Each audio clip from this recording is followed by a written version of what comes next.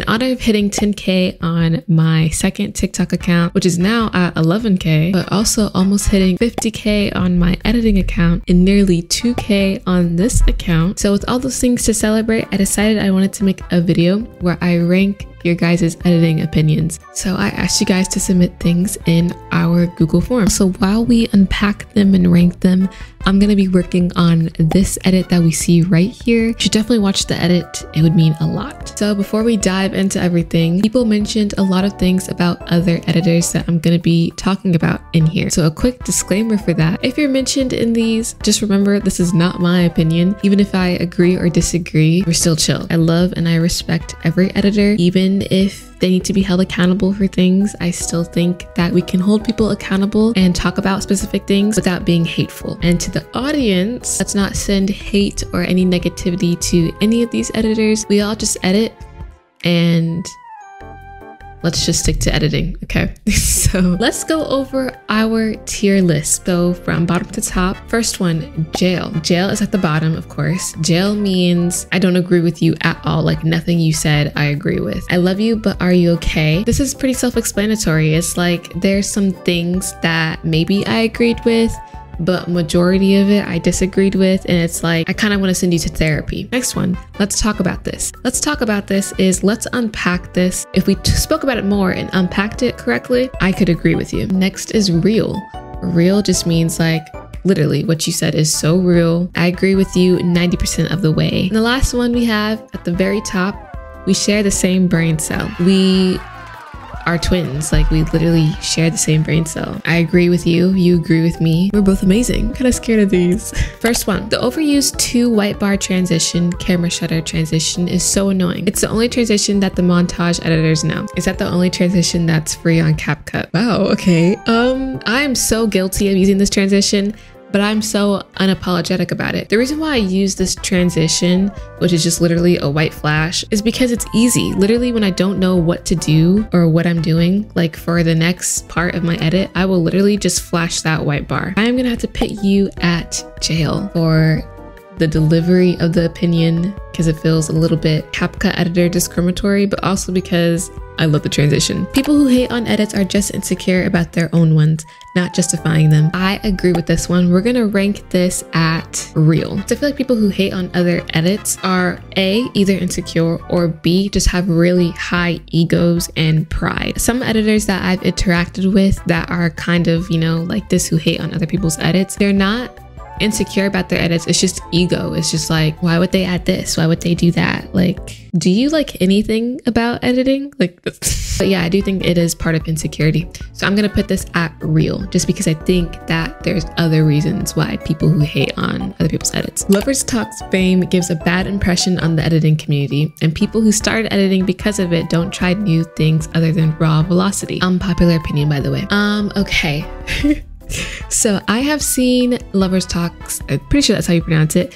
I've seen his account on my page multiple times, of course. I probably liked a couple of his relatable editing TikToks, and he's commented a few on mine. So I feel like I can give a good unbiased opinion. And so when the whole drama with him happened, like I didn't have much of a clue what was going on. I knew that he did a lot that I'm not even gonna unpack here. I truly never fully got into what he did. I just know that he was labeled as problematic. Not sure if that's true or not. So in regards to the actual opinion, without being biased of other things I've heard about him, I think from what I've seen of him, because I don't know much of him, but from what I've seen, I don't think he's encouraged people to just do velocity or to do the bare minimum. I've never seen him like say that. And I also don't think it's every editor's job to make an impact on the community. For me, that is something that I want to do. You know, it's a goal of mine to make a positive impact on the community and for other editors to have a safe corner in my account, I guess you could say. And that is something I'm very passionate about. But for other editors, that's not always what they want. You can want to be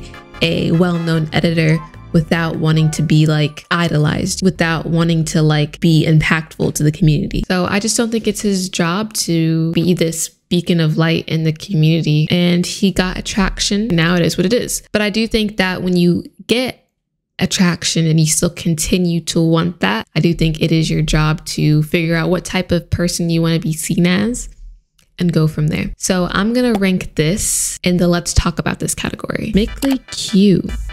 This user does not deserve all the followers they have. They never interact with their followers or anything. Oh my gosh. So I actually don't know this account. I have seen people comment that they never reply to their comments and stuff. I don't know if that's true because I never like looked into it, but let's take a quick search through their account. 1.8 million, that is crazy. Oh my gosh, they're almost at 2 million, so congratulations. Let's see. I'm just gonna go to their recent and scroll through. Lots of comments that they give. And the bio is just spam equals block, my colorings, nothing too crazy. Okay, let's try another one. I'm scrolling through these and I'm not seeing much interaction. After some digging, I never want to be a person that says what people do and do not deserve, because editors work hard in general and they do have a lot. So I've heard people come up with like the excuses of they're a popular editor, it could take a lot of time to interact and respond to comments that their followers have. And I just really disagree with this, okay? Because nobody is saying that you have to like and reply to all of your comments. Nobody's saying that. It's just the fact that interacting with your followers does not take a lot, like at all. Although they have almost 2 million followers, they're not getting 1 million comments per edit, and they post every day. So I feel like if you are in a space where you're that big and popular, that's okay, that's understandable. However, if you still continue to post every day or consistently or whatever, it's kind of on you for being overwhelmed. Therefore, it is also on you for not interacting with your followers. Sometimes it's okay to just like not post every day, to take that time to catch up with comments and interact with people. And I'm not just speaking about them, but also in general, all editors who neglect their followers. But once again, do I want to say that they don't deserve all the followers they have? I feel like that's a little bit harsh for me. So I'm gonna just put real. Next, people have to realize that over sharpening is very much a thing. Absolutely. Or overdoing like your topaz settings. I would never judge how people decide to post their edits, but I've seen so many edits that could have been great hadn't they overused sharpening or topaz. I feel like people would have a better time if they just posted it with bad quality rather than try to put quality on it and still have bad quality. Like, so we're gonna put this at we share the same brain cell. My favorite part about editing is how easily you can get canceled. Whenever someone famous who has a lot of followers doesn't reply to their comments, it is automatically assumed they're acting like Beyonce. I get that they should love their fans, but I do hope they understand they can't reply to all their comments. Some may have problems too. Also, people shouldn't ban/cancel people for small things they do if it's unproblematic. It just throws away all their hard work. Have a nice, amazing day.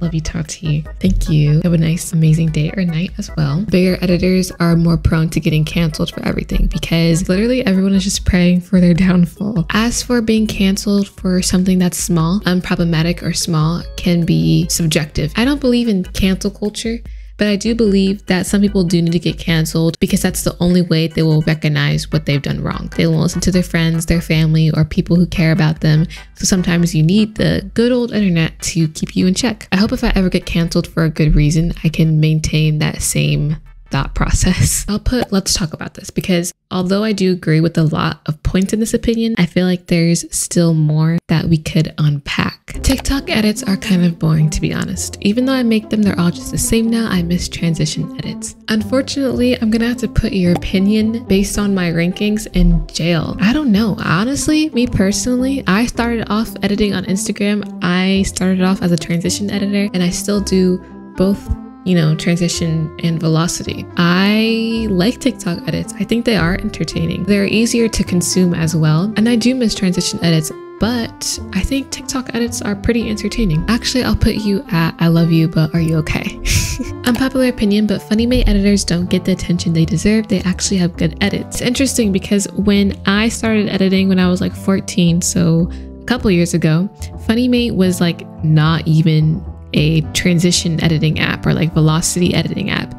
It was just like something we used for memes because they didn't even have all these effects and like stuff to do anything on. So now that I realize Funnymate is like an actual editing app, that's crazy to me. I've never used Funnymate or really downloaded it. I'm still like coming to terms that it's like something people use, but I agree, Funnymate editors don't get enough attention.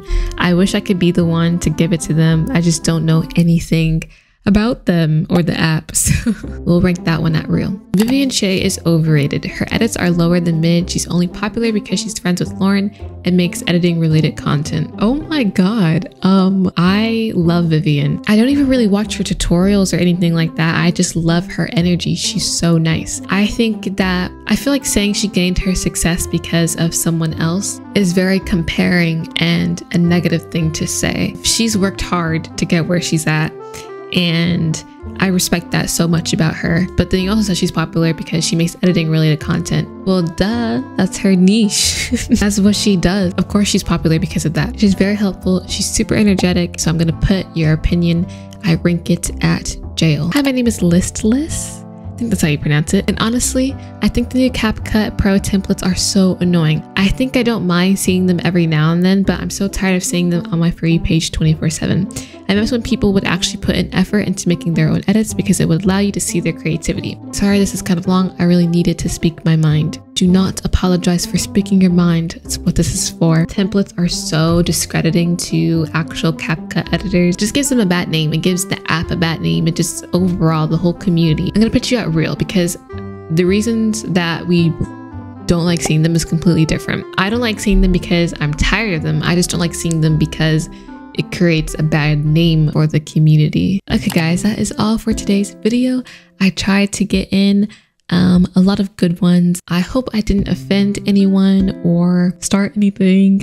They're just opinions and I thought they were really cool and important to talk about, so I had fun. If you want to submit something, once again, you should. The Google Forms link is in my card, or if you're on YouTube, in my description. If you could watch the edit we were making today, it's on my TikTok, Films by Tati. I actually am really proud of it. So yeah.